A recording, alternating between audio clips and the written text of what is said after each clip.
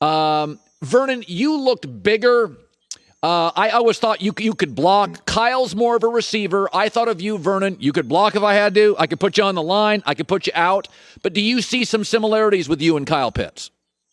Yeah, I like Kyle Pitts. I think he's very 6'6", 240 pounds. I think he's a great asset to any team because his ability, when you watch him on film, he's always going up to grab the ball, and that's what you want in your receiver. It's like a quarterback's dream to have a target that's always going up for the ball, and he does that really, really well. But he can run. He's tall. He's fast. He's big. I mean, I'll take him on my team any day. Tight ends now are kind of like in vogue. Everybody wants the tight end. You kind of changed it, Vernon, a little, where everybody still was kind of like, well, it's a tight end. You guys, tight ends weren't getting paid the big money. When you came into the league, did you feel like to some degree you were the guy that coaches finally said, we're going to design multiple plays for a tight end? Yeah, when I came in, because of my speed, Norv Turner at the time, he was really crafty with coming up with plays because he wanted to utilize my speed. And like you said, when I was coming in, the position was starting to change. You had Antonio Gates, Tony Gonzalez, those guys paving the way. And then I was able to bring in more of the speed element. So I was, a lot of my routes were downfield, and then he would get creative with me, with putting me in the backfield and handing me the ball. So nowadays, a guy like Pettis, you can do a lot of that with him as well. Now, Kyle's not known as a blocker, and when I watched his combine today, Vernon, he's slender. I mean, there's a reason he's running what he's running.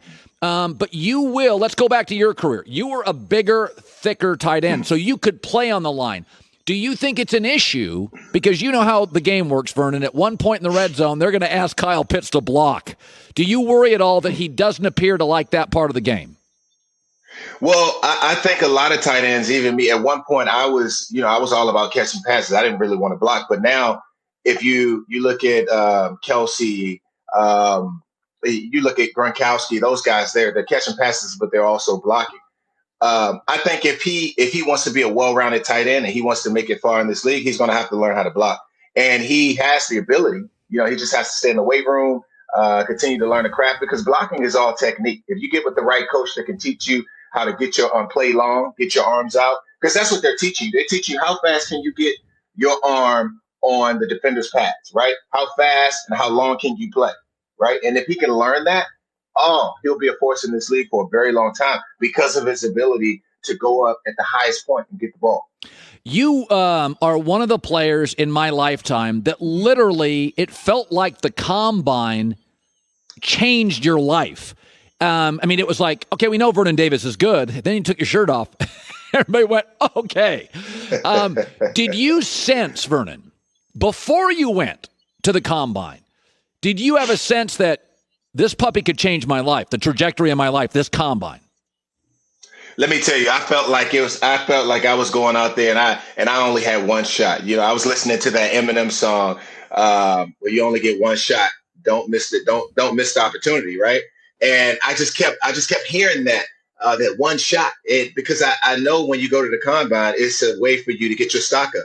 And that's what these guys have to realize. The combine will change your life, change your career, if you're able to show these scouts, hey, I can.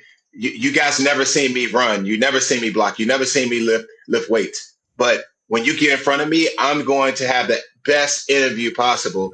And this is the opportunity. You only have one time to do it. So you have to make sure you take advantage of the moment and bring out the best in you. And now is the time. It is. I said this earlier that there's something about the tight end and young quarterbacks, because the game is very fast. You're a college quarterback, you go to the pro, and it's just going too fast.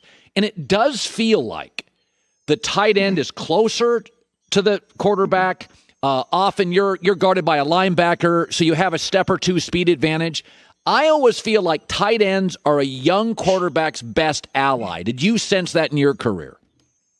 Yes, I feel like young quarterbacks are really great for quarterbacks, because if the wide receiver is not open, then you're going to go to the tight end. But nowadays, these tight ends they're faster than wide receivers. They're bigger and they can do so much more. So why not utilize this target, right? This weapon that you have, and that's what we're seeing. That's why we're seeing these tight ends catch 80 to 90 balls, because they can do so much more than a wide receiver, and that's what you want on your team. You want a guy that's well rounded, that can do it all, and it makes it much easier for the quarterback, especially if you have that tight end who knows how to stay quarterback friendly, and he's always getting open because he's such a huge mismatch for any defender.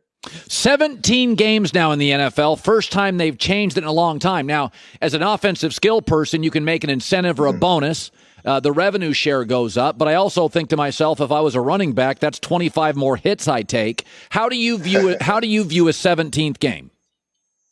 I've always been, since the beginning of time, I always enjoyed the 16 games, right? But now the only way the 17 games would work is if you eliminate some of these preseason games, right? You can't have 4 preseason games. Right. You have 17 games because this sport is so brutal, and it's just so invasive on the body, the athlete's body. I mean, you have to make sure that there's a give and take there, because 17 games is a long stretch. I mean, you have some guys who come in the league. I remember when I came in the NFL and I hit a wall. I said 16 games. I'd only played 10 games and had six more games to go. But now you're telling me I'm coming in, I'm at 10 games and I have 7 more games to go. That's a big difference. I mean, it may not seem like it. One more game probably doesn't seem like a lot to someone who's watching from the outside, but I'm going to tell you, it's a lot. It's a lot. You played for a decade with the 49ers. I like Jimmy Garoppolo, but he gets hurt a lot. And Vernon, you know this to be true. Some guys, their bodies just aren't built for it. And Jimmy G not only gets hurt, Vernon, he gets hurt in week 2 and 3. It feels like to me, it's just kind of time. Like it's too valuable a position and go back to your career. You played with guys, they may have been bigger than you. Some guys get hurt. Like the body's not built for it. You weren't a guy that got hurt. What do you do with Jimmy G in San Francisco? Yeah, I know John Lynch came out and said Jimmy G is still in the team's plans, and I strongly believe that. But like when you have a quarterback and he's always getting hurt, I'm not saying he's always getting hurt, but he's the team has been counting on Jimmy G. They needed him last year. They needed him the year before that, and he hasn't been able to do it. So if I'm the general manager, I'm going to go out and find another quarterback, because we need that competition. We need to see. We don't know if Jimmy's going to get hurt this year. So in order for us to win games, we have to put ourselves in the best situation possible.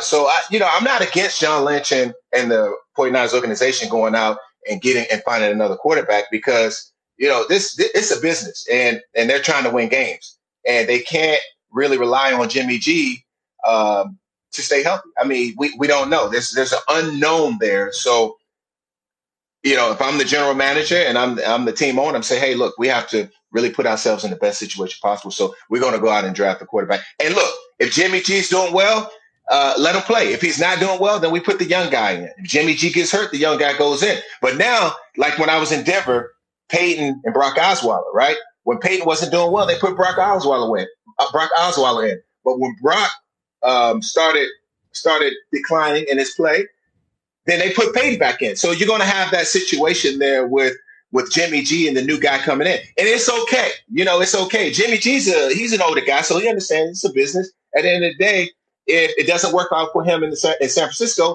then someone else will take him. I mean, he's proven that he can play this game at a very high level. So I think the sky's the limit for Jimmy G, whether it's with the 49ers or somewhere else.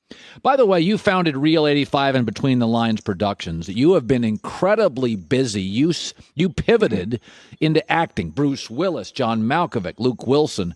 I always knew you had like an artist sensibility in you. I always knew that. Now you're into the acting stuff.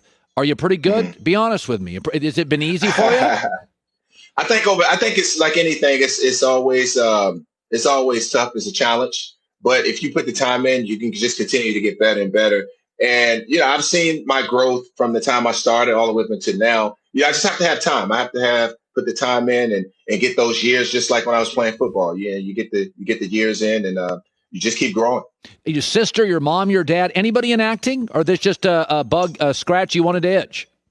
My dad was my granddad was an amazing painter, and I think art correlates in so many ways. And then when I went to college, I was actually an art studio major, and from there I went to when I arrived in San Francisco, I took a class at the Shelton Theater of Art, improv classes, and I fell in love with the craft. So then I started branching out and doing more movies, and next thing you know, I find myself retiring and going right into the world of acting.